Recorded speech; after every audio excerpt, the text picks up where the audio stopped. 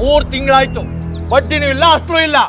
ಮೊದ್ಲೇ ಹೇಳಿದ್ದೆ, ಸರಿಯಾಗಿ ಬಡ್ಡಿ ಕೊಡ್ಲಿಲ್ಲ ಅಂದ್ರೆ ನಾನು ಮನುಷ್ಯ ಆಗಿರಲ್ಲ ಅಂತ. ಸ್ವಲ್ಪ ಮೆತ್ತಿಗೆ ಮಾತಾಡಿ ಸರ್, ರಸ್ತೆಯಲ್ಲಿ ನಿಂತಿದ್ವಿ, ಎಲ್ಲ ನೋಡ್ತಾ ದುಡ್ಡು ಇಸ್ಕೊಳ್ಳೋಗಿರ್ಲಿಲ್ಲ, ಈಗ ನಿನಗೆ ಮಾನ ಮರ್ಯಾದೆ ಎಲ್ಲ ಬಂದ್ಬಿಡ್ತಾ? ಸರ್ ರಸ್ತೆಯಲ್ಲಿ ನಿಂತು ಮಾತಾಡ್ತಿದ್ವಿ, ಮನೆಯೊಳಗೆ ಬನ್ನಿ ಸರ್ ಮಾತಾಡ. ನನ್ನ ಹತ್ರ ದುಡ್ಡು ತಗೊಳಗ ನನ್ನ ಮನೆ ಬಾಗ್ಲಿ ಬಂದೆ, ಈಗ ನಾನ್ ನಿನ್ನ ಹತ್ರ ದುಡ್ಡು ತಗೊಳಕ್ಕೆ ನಿನ್ ಮನೆ ಬಾಗ್ಲಿ ಬರ್ಬೇಕಾ? ಸ್ವಲ್ಪ ಏನಿಗೆ ಏನಾಯ್ತು? ಯಾಕೆ ಅವರೆಲ್ಲ ಬಂದು ಮನೆ ಮುಂದೆ ಗಲಾಟೆ ಮಾಡ್ತಿದ್ದಾರೆ? ಮರ್ಯಾದಿಲ್ ದುಡ್ಡು ಮಾಡ್ಗಯ. ಯಾವ ದುಡ್ಡು? ಇವ್ರ ಮಗಳಿಗೆ ಓದ್ಸೋದಕ್ಕೆ ಅಂತ ನನ್ನ ಹತ್ರ 15 ಲಕ್ಷ ಸಾಲ ಮಾಡಿದ್ದಾರೆ. ಈ ವಿಷಯ ನಮಗೆ ಗೊತ್ತಿರ್ಲಿಲ್ಲ. ನಿಮಗ್ ಗೊತ್ತಾ ಗೊತ್ತಿಲ್ವಾ ಅನ್ನೋದು ನನಗ್ ಬೇಕಿಲ್ಲ. ನನಗ್ ಬೇಕಾದ್ರೂ ದುಡ್ಡು ಕೊಡ್ಲಿಲ್ಲ ಅಂದ್ರೆ ಈ ಜಾಗ ಬಿಟ್ಟು ಅಳ್ಳಾಡಲ್ಲ ನಾನು.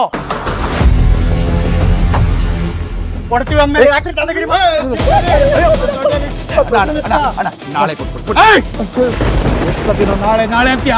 ಬಡ್ಡಿ ದುಡ್ಡು ಕೊಡ್ಲಿಲ್ಲ ಅಂದ್ರೆ ಈ ಜಾಗ ಬಿಟ್ಟು ಹೋಗಲ್ಲ ನಾನು. ಏನ್ ಖಾಲಿ ಬಿಡ್ತೀಯ? ನಾಳೆ ನಾನು ಖಂಡಿತ ಕೊಟ್ಬಿಡ್ತೀನಿ. ಏನು ನಾಳೆ? ಎಷ್ಟು ನಾಳೆ ಅಂತೀಯ?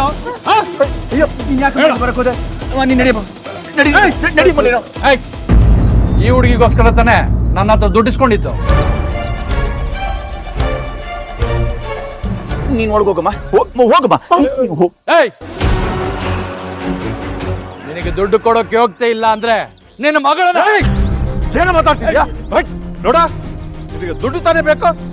ನಾಳೆ ಸಂಜೆ ಒಳಗೆ ಎಲ್ಲ ಕ್ಲಿಯರ್ ಮಾಡ್ತೀನಿ. ಮೊದಲು ನಡೀಲಿಂದ. ಹೇಗ್ ಮಾಡ್ತೀಯಾ? ನೋಡು, ಈ ಮನೆ ನನ್ನ ಸ್ವಂತದ್ದು. ಇದನ್ನು ಮಾರಿನಾದ್ರೂ ನೀನು ದುಡ್ಡನ್ನು ಸೆಟ್ಲ್ ಮಾಡ್ತೀನಿ. ದಯವಿಟ್ಟು ಮನೆ ಮುಂದೆ ಗಲಾಟೆ ಮಾಡಬೇಡ. ಹೋಗು, ದಯವಿಟ್ಟು ಹೋಗು. ನಾಳೆ ಸಂಜೆವರೆಗೂ ಮಾತ್ರ ನಿನಗೆ ಟೈಮು. ದುಡ್ಡು ಬರ್ಲಿಲ್ಲ ಅಂದ್ರೆ ನಾನು ಏನು ಅಂತ ತೋರ್ಸ್ಬೇಕಾಗತ್ತೆ.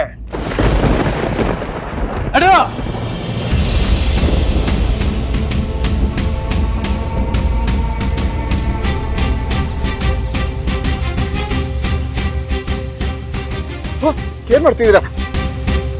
ದುಡ್ಡು ಹೇಗಾದ್ರೂ ಅರೇಂಜ್ ಮಾಡೋಣ. ನೀವೇನು ಯೋಚನೆ ಮಾಡಬೇಡಿ. ನಡೀರಿ, ನಡೀರೋ, ಒಳಗೋಗಿ ನಡೀರಿ, ನಡೀರಪ್ಪ.